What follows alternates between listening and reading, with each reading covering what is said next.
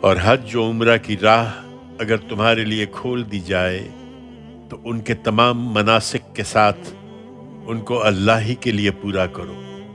پھر اگر راستے میں گھر جاؤ تو ہدیے کی جو قربانی بھی میسر ہو اسے پیش کر دو، اور اپنے سر اس وقت تک نہ مونڈو جب تک قربانی اپنی جگہ نہ پہنچ جائے۔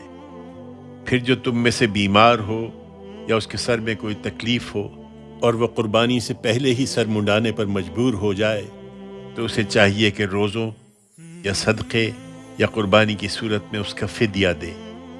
پھر جب تمہارے لیے امن کی حالت پیدا ہو جائے تو جو کوئی اس سفر سے یہ فائدہ اٹھائے کہ حج کا زمانہ آنے تک عمرہ بھی کر لے تو اسے قربانی کرنا ہوگی، جیسی بھی میسر ہو جائے۔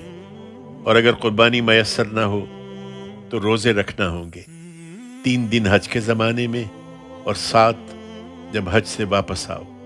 یہ پورے 10 دن ہوئے۔